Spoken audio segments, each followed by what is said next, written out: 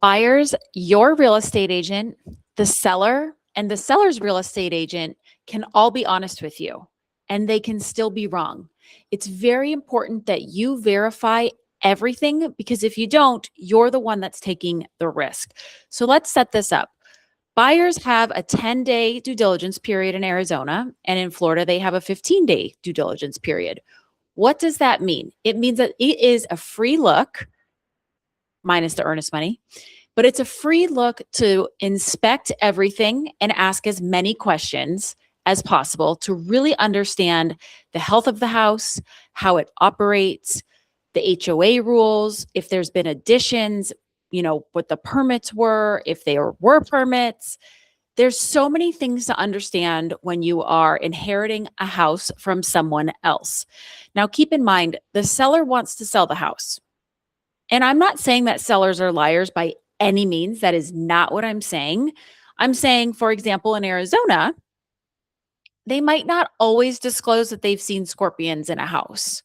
But if you live at the base of a mountain, you know that there's naturally going to be more scorpions than somewhere where it's a little bit more dense, like in Old Town Scottsdale or downtown Phoenix. So that's kind of like a thing, right? Like a seller is also a little bit nervous that what they know about or what they know about the community could change the mind of a buyer, and then the buyer walks away. So with that being said, I'm going to give a few examples. And the one thing I want everybody, every single buyer to take away from this is that when you're doing the due diligence, you need to ask the right people.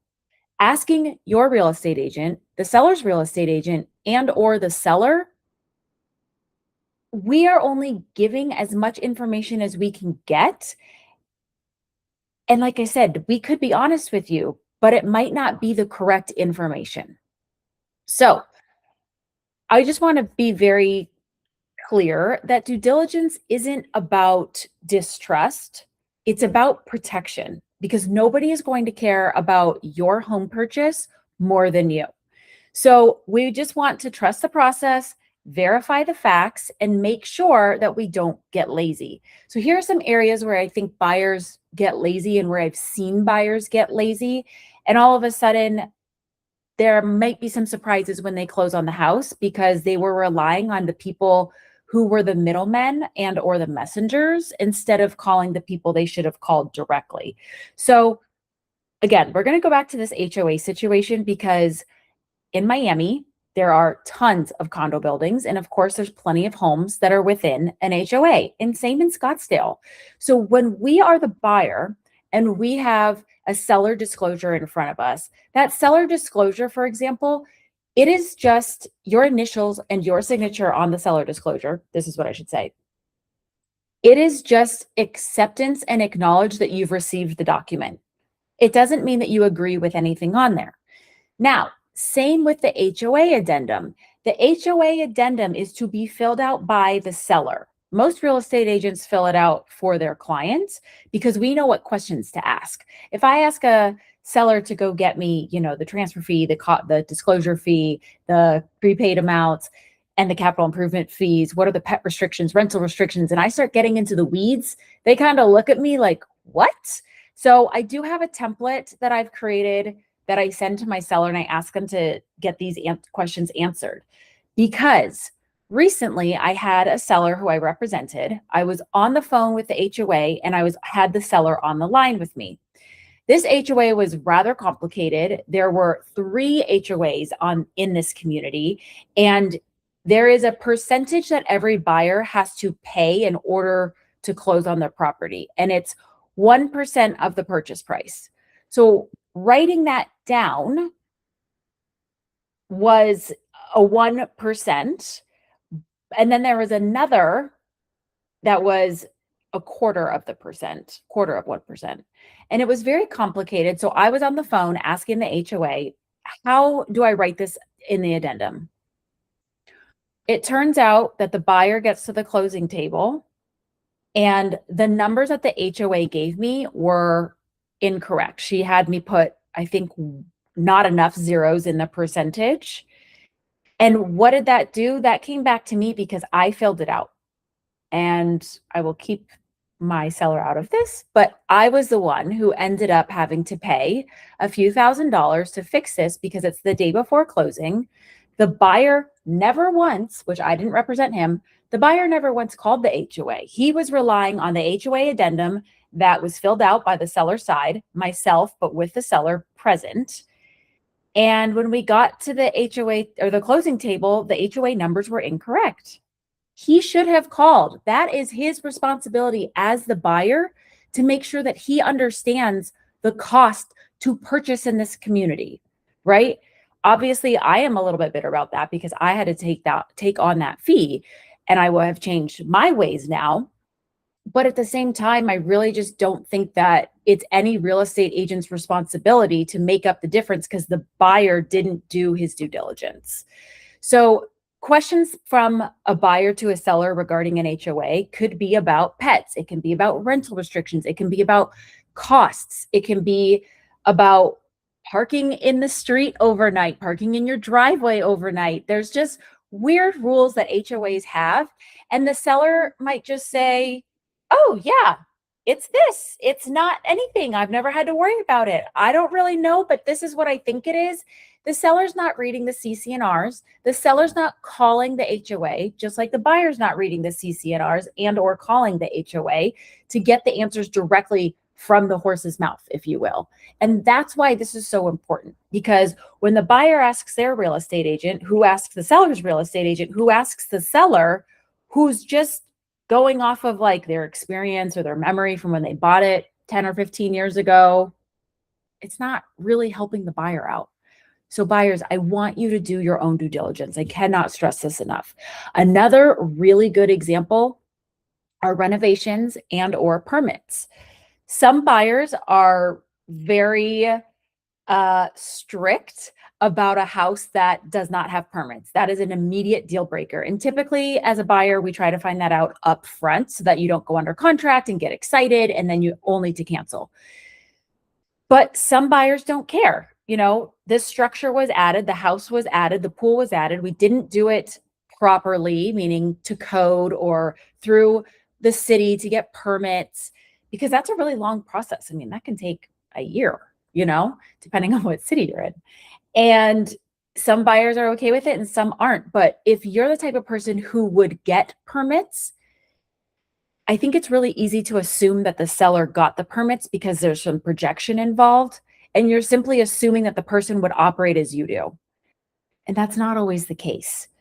There are situations where a buyer is asking the seller too many questions. And I do think that whether it's the HOA or going to the city to understand what's been filed, the timelines, is it active? Is it inactive? Those are things that you need to go directly to the vendor, go directly to the city, to the HOA, to the roofing company, the air conditioning company, whatever it is, so that you can speak to them wholeheartedly, directly, have a full scope of understanding of what was done and what wasn't done. Is there still a warranty? Does it transfer? Does that transferred warranty cost money? There's so many things that go into it. And if a seller's calling or if your real estate agent is calling, they might have follow-up questions, but they're pretty much just trying to get you the information that you requested. My rule for myself and for my assistant is that if you have a follow-up question when you get an answer, ask it, because typically the client is going to come back and ask the same question that we had because it's a natural secondary question. But not everybody's like that. They're just trying to get it done. Okay, the next example is a really good one. Understanding the neighborhood, the traffic patterns, the sound of traffic, just kind of getting in there, because I think it's really easy for buyers to just go to the house.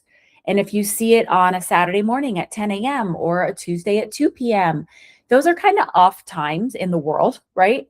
So if you're worried about noise, you need to go there at high traffic times. You don't need to go sit in the house, especially if they have new windows. You're probably fine. But if the sound is an issue of traffic that's close by, you probably want to go between 4 and 6 in the afternoon and understand. If you're living by a school, you want to go sit there at whatever time school starts, 7:30, 8 a.m., and understand, like, how heavy is the traffic? Can you get through? The pedestrians, is it loud? Like anything that you need to understand how it's going to impact your day, your flow. Because when you see the house at off times, you're not getting the full scope. And it's really, really important to talk to the neighbors, check the weekends, check high traffic times. And if it's very important to you, like in Miami, this is a big one, you need to be checking what the future development is around the building that you are going to be buying in. And in some cases, you can look out the window and you can see there's like so many dilapidated properties. They're currently being used, but at one day it's going to go. Or there's like a tiny little house. This is super common in Edgewater. There's a tiny little house in between two towers. And one day that is going to be sold and built. So is your view going to be blocked? You're going to have to live through construction, which is a pain. There's a lot that you need to think about. And then the one thing I want to just touch on this, looking at my notes here. The reason why this is also important is because once the contingencies have been removed in the transaction, the buyer's leverage is gone. You have those inspection days, that time frame of the inspection period. You have that working in your favor. And I should say, the Arizona and Florida purchase contract are so buyer friendly. A buyer can literally say, the sun sets on the wrong side of the road. I don't want this house anymore. I just realized there's a bus stop that sits there. There's a cricket in the vent. It doesn't matter. It can be the dumbest thing on the planet. And the buyer can get out and get their earnest money back. But it has to be a legitimate reason. You cannot be, I just changed my mind. So I understand that going under contract feels like a really big deal because you are becoming more emotionally invested. You are putting that money down. And of course, people go to court all the time over who should win that earnest money back if it's not clear cut.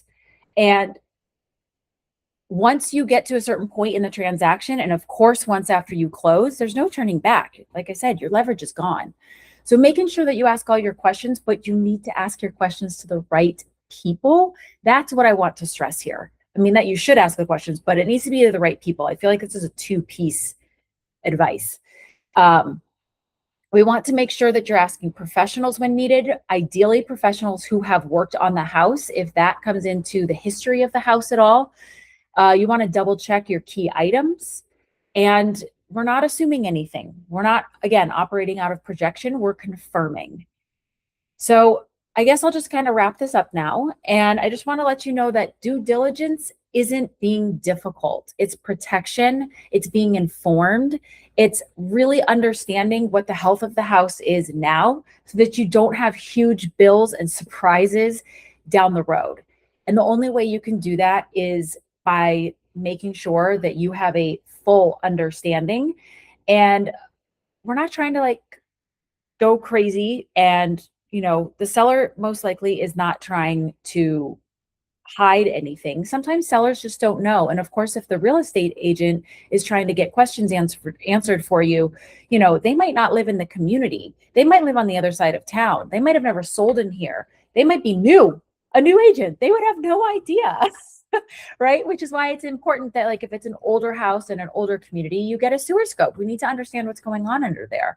It's very obvious that every house should have a roof quote, an HVAC quote, a pool quote, if that's available. But things like a sewer scope, not every community needs that because if it's new, you don't really need it. So these are just things that take your time, spend the $50 to $100 to have it checked out. I know it feels like a lot when you're in the buyer inspection, which I have a whole video on the pace of a buyer inspection. It feels like a lot. It's very daunting to be the buyer because you're going under contract and then all of a sudden you have all these bills that you don't even know, and you don't want to put all this money towards an inspection and additional inspections and experts and sewer scopes. But some companies do provide free quotes, and sometimes you can use the company that the sellers used and maybe just ask some questions. There's some little workarounds that you can do, but the bottom line is that you need to be going to the professionals, to the experts, and not relying just on the seller and both real estate agents in the transaction, because They can mess up. They can be told the wrong information, and then they're delivering wrong information, but they don't know that they're delivering wrong information. So again, this isn't confrontation. It's just making sure that you are protected in the future. That's it. So if you need anything in Scottsdale or Miami, please let me know. I'm here to help. If you are in a different city and you would like to work with somebody who is equally as vetted as I am, then I can set you up with somebody in your city. So thank you so much.